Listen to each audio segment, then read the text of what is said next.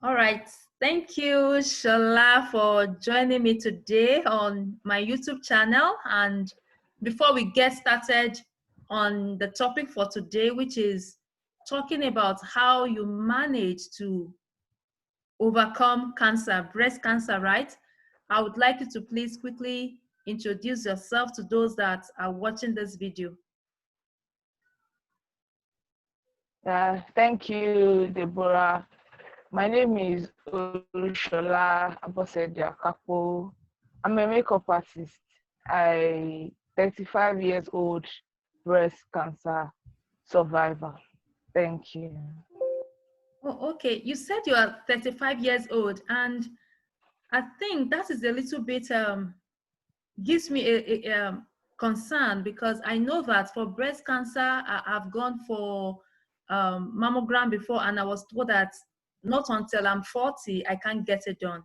So how come you are experiencing that even before that age of 40?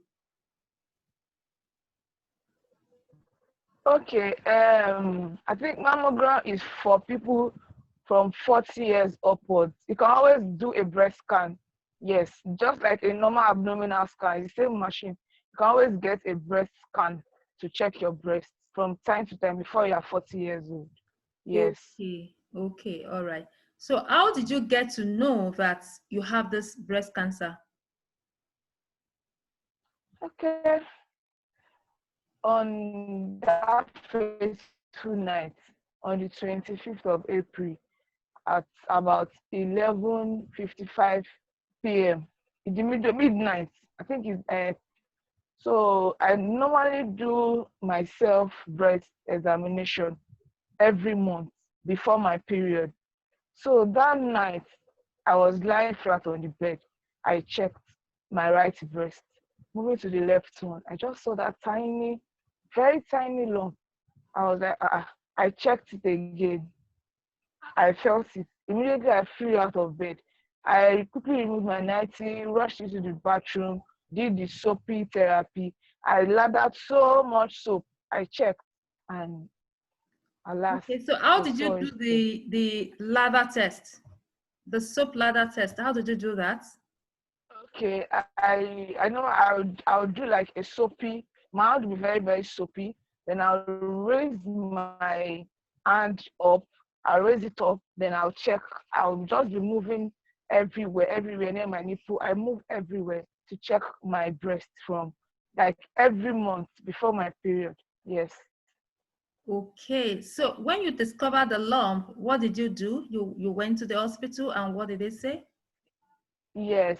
The following morning I saw my doctor.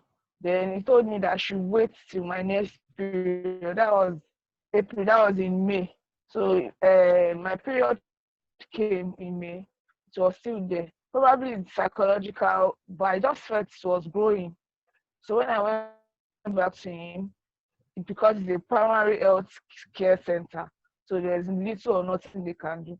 So he referred me to a general hospital. So when I got there, general hospital with their long time of waiting period. So when I got there, they gave me an appointment to see a general surgeon on the in August. I can't remember the date, in August. So I came back to my doctor in my community. I told him, I said, this long time of waiting. Me, I know that lump is not meant to be in the body. That I know I'm fine, but I just want to get it out and move on. So I went to a private hospital. So I did the lumpectomy as they removed that lump I saw July 3rd, 2019. So it was when they removed the lump, they said I'm to send it to a lab. The biopsy is called biopsy for histology reports to see if it's cancerous or not. So when they gave it to me after the surgery, since the private hospital, they added formalin to preserve it. So I kept it for like a week. Every day, my doctor will ask me that have you set it for a little minor surgery? I won't be able to work for a while. That the little I have left, I want to be managing myself. That nothing is wrong with me. That there's no point wasting money. that me, I'll just trash it. He kept insisting that no, I should send it for histology. So I sent it after 1 week. I did my surgery on the 3rd, then I sent it for histology on the 10th. So they said it take about coming. I kept calling my friend that works in the lab. She kept posting me, not knowing that the result was out already. She was in shock. She does not even know how to break the news for me. Then, but luckily for me and her, when I was sending, because a doctor has to refer you to get the test done, the phone number, the doctor's name and the phone number of the private hospital was on the slip I sent to her to fill the form. So she already called the doctor. And as at that period, I was still going to the hospital to dress the surgery site. So on that fateful day, the doctor called me. It's my glow number that he has. So the other number, he called me. I was wondering that how did he get my number? Okay, probably the doctor in my community gave him, because it was one that referred me there, gave him my other number. I was not like, he now said, when you're coming, come with your sister. I was like, sister, is he mistaking me for someone? I said, no, he's not mistaking me for someone, because for him to tell me to call my sister and he's calling the other line I don't give out to people. I just went to the clinic for my dressing. When I got there, he said the doctor was busy. So I should wait for him. I was waiting at the reception. Then he came out. He maybe saw me, just hugged me. I was like, is he mistaking me for someone else? I don't understand. Then immediately he asked me, he was standing. Then I saw my friend working at the lab coming in with an envelope. I just said to myself, God, just give me the strength. Whatever it is, just give me the strength. So we went to the doctor's office. A doctor counseled me.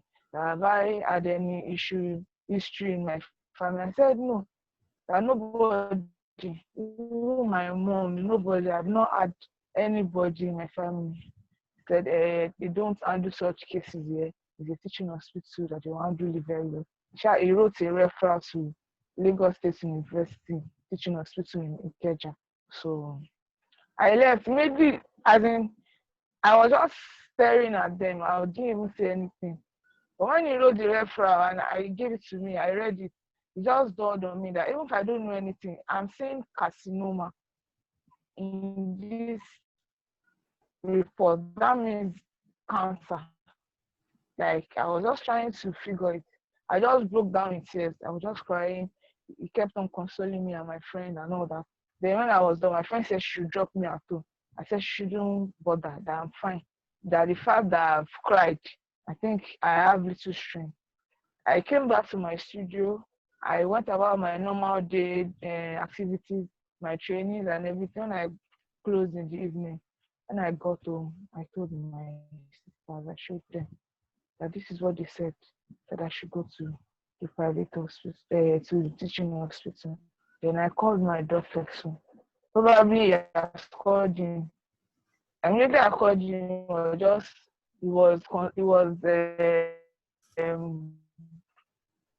consoling me and counseling me. You have to be strong. Even if you are not strong, you need to look for that strength to pull through this. That there is not new, but thank God that we caught it early. At Yeah. least from there we can move. You don't have to cry. You were just counseling me and all that. So then from there I went to Lasut. Yes. Oh, okay. So it's actually a good thing that you do the test on yourself on a monthly basis. I can imagine if you had not done it, you won't even know. And I know that when you discover it early, it's easier to treat than when it's much later and Yeah. the cancer has already grown. So we thank God for that. So another thing is, before that time, were you experiencing any symptoms or any discomforts around your breast or anything? No, that's the funniest part. I didn't see that long. I won't even know because I was not feeling pain. Probably it's my psychological that I felt was growing. I was not feeling pain, nothing. I was perfectly fine. No nipple discharge, no damping, nothing in my breast. Even till the surgery in November, my breast was still normal. There was no change in color, nothing, still normal. Oh, Yes. okay. Wow. So it's wise not to take anything for granted as a woman. Another thing that I've also learned is you don't even have to wait till you get to a particular age. You need to keep doing the self-examination of your breast on a monthly basis. Monthly. Yeah. So like you said before your period. So for those watching, please make sure if you're a lady, if you're a woman, make sure you carry out this test on a monthly basis on yourself. So another thing is, did they even talk about the cost while when you went to the doctor? Did they tell you what could probably be the cost of this lump? Yeah, according to them, clinically, there's no specific cause. There's no specific cause, like that it could be hereditary, could be due to reckless life, it could be due to um what you have eaten, like your diet, like okay, for example, say people that smoke are prone to cancer, people that drinks, or so even all the factors they lay down, I don't even see myself falling into any of it because if it's hereditary, I've not had anybody in my history with breast cancer, not even breast pain. So all the factors that were later they told us there's a genetic test. I think they don't have that facility in Nigeria yet. I'm not sure because they did it, said they were going to send it to USA to know if it's hereditary or if any of my siblings, as in my sisters, are at a risk of catching it in future or anything. But I don't think they have that in Nigeria. Yes, at least we will know if it's hereditary or it's genetic. So that's the only thing that they were able to rule out. Yes. Okay, okay, okay. So if you had been able to do the test in Nigeria, they would have been able to confirm if it is hereditary or not.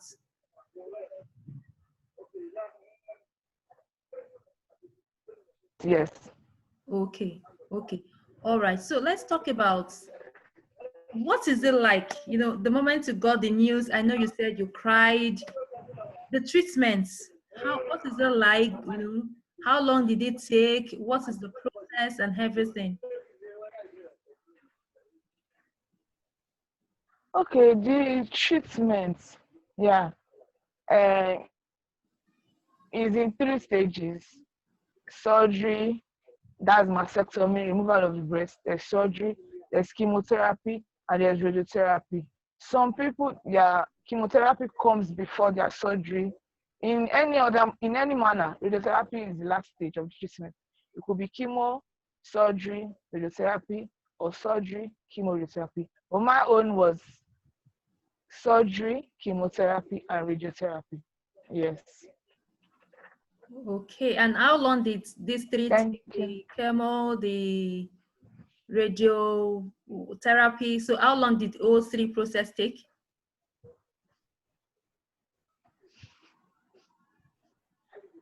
Okay. I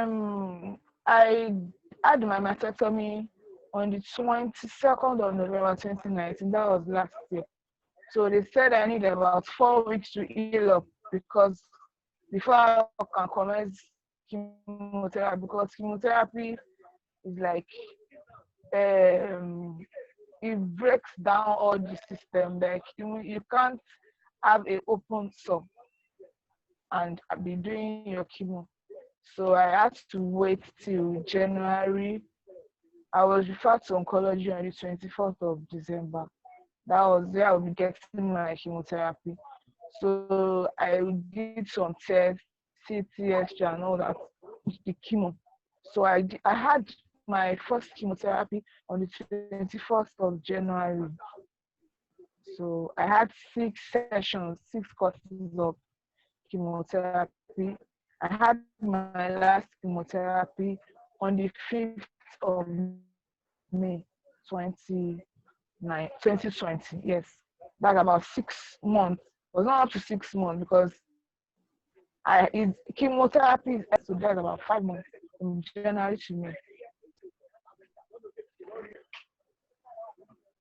Okay.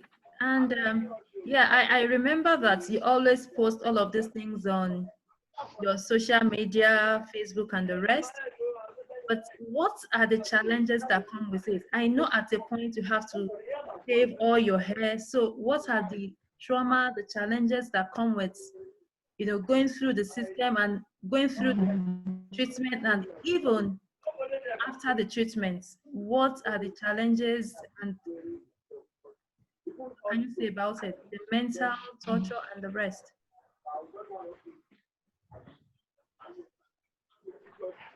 Hmm.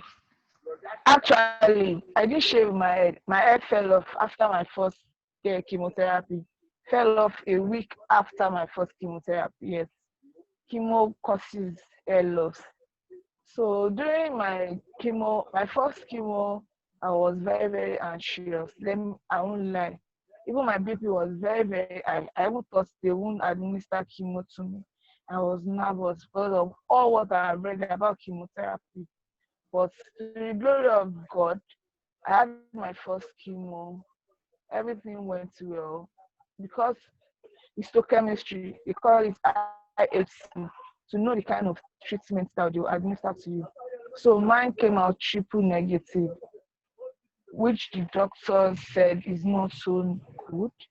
That is the cancer is aggressive, so the chemo has to be aggressive. So my chemo takes up to 6 hours. Yes, up to 6 hours. Oh, okay. So after my first chemo, everything was normal. I was just feeling pains.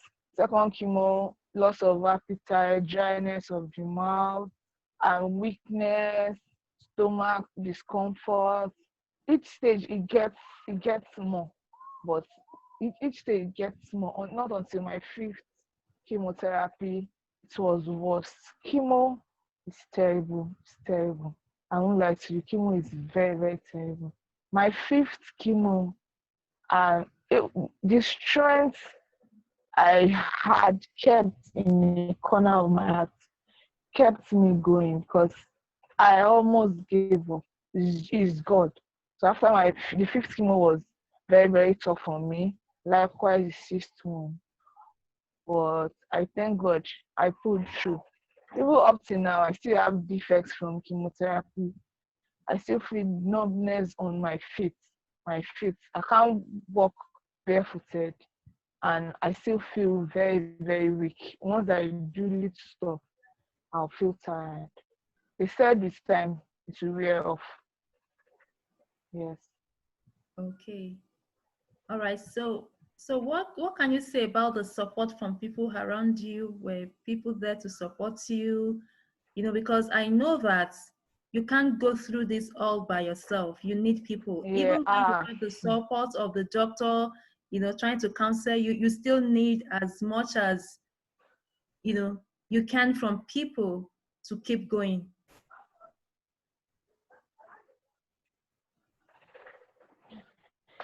Yeah. My family is stood by me.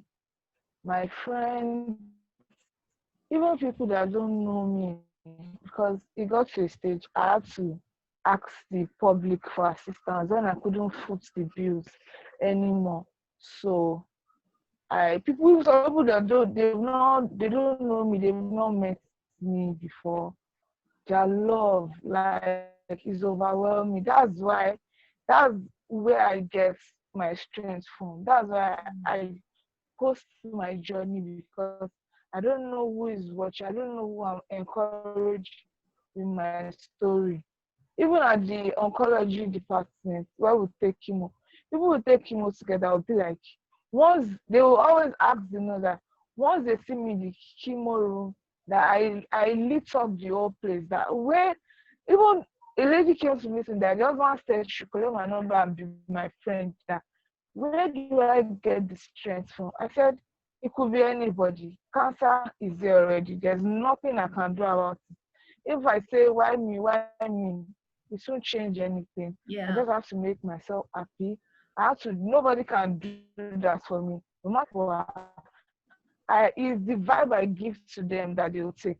If I'm down and crying, they'll cry with me. If Yeah. I'm strong, even if they want to cry, they'll clean their tears. And so I just have to look for that little strength. I think everybody has that little strength in that thing going. Even me, I don't know how I did it, but I know it's with God that I was able to pull through very, very strong. Yeah. And I didn't lose weight. Even people were like, even at the chemo center, they will put me in the middle. They will start checking me that they even thought I didn't lose my head till the day I removed my cap. They said, you, how do you do it? Like, you are fine, everybody's leaving. What are you doing? I said, it's God. Because I start believing. I just said, it's God. It's God. You're supposed to. I was not adding weight. I could not even fit in any of my clothes. But I thank God for the strength to pull through this. Yeah. I thank God. Yeah. Yeah. We really thank God for strength, and sincerely, from the little Yes, strength thank that you you. had, you are also able to give strength to so many people. So we really need to be very careful. I know it's not easy, going through that, and you're trying to put up strength, but you don't know how your strength can go about, giving strength to other people. And I know that in situation like that, your strength really, really matter. There is no point saying why me. There is no point crying, but there is nothing as good as seeing yourself in it and trying to also fight your way out of it. So what advice do you have for other women out there? What do you, based on your experience, what advice do you have for both young and old Mm. women? What advice? Just power bank. Okay. Um, it's good to always do your self-examination every month. And one thing I always say, and it has become my slogan, once you you find hope, anything is possible. Like when you have hope, because it got to a stage, I was like, God forbid. Once the thoughts come into my head that especially when people will take chemo together, they will just tell me this person could not stand chemo. This one is there. This one is there. That it got to like every day. I would just be crying. I'll be like, fine. What is happening? They are getting treated. It's like I'll just hold on to that Oba. I'm hopeful. I won't die. I will beat this. I will win. I won it. That's why I always put out all those posts to encourage myself and encourage others because I don't know who is watching that. Once you find hope, anything is possible. I was just hopeful that even what God will be, I have not attained it. So I will not die. I would live. I will not die. That keeps me going on and on. Okay, and thank Yes. you so much for sharing that. There are some few things that I was able to pick from what you said. One, what you say. At the point you have to keep telling yourself, I will not die, I would live. And whatever thing you say, it's really very powerful. What you say is what would happen to you, is what you'll be experiencing or inviting into your life. And another thing is when you have hope that you're going to make it through. And your faith in God now made all things possible. And that is really key. It's not just about fighting cancer. Whatever challenges, when you believe in yourself, when you have hope in yourself, and when you also believe that God is there to help you part time, it would always make the journey Mhm. easier for you. Like now you are done. It's over. You went through it. It's over. And to some other people that experience the same similar situation, it might not be a lot easier for them. But because there was hope, you had faith, you had the support, you were able to push through. And thank you so much for the encouragement you were always posting. At the point I was thinking, this lady is always, like you said, she's always looking strong. She's always, if you remember that I had to send text to you that your smile, you're always smiling as if this is not the cancer that every other lady or people have experienced. You're always there posting encouraging words. When you are supposed to be encouraged, you are even encouraging other people. You are a very strong woman, and I must say that. And thank you so much for, sharing your experiences while you were going through the treatment, and also sharing your experience even on this platform. I tell you that a lot of lives has been blessed. And for those watching at home, thank you so much for watching. And if you're a woman, please make sure you always do self-examination of your breast. Like she said, she has to get ladder on her hand, and she has to do that before her period. And if you're also a woman, you have your loved ones that are women, please also encourage them to do the same. When you discover it earlier, it's a lot easier to treat, like she said, based on her own experience. So thank you so much, Shola. I really appreciate your time with me today. Thank you so much for coming around Thank you. to tell us about your experience, and also to encourage every woman to be strong and to always examine themselves. So thank you so much. And for those watching at home, I appreciate your time, and I will see you Thank in my you. next video. Bye.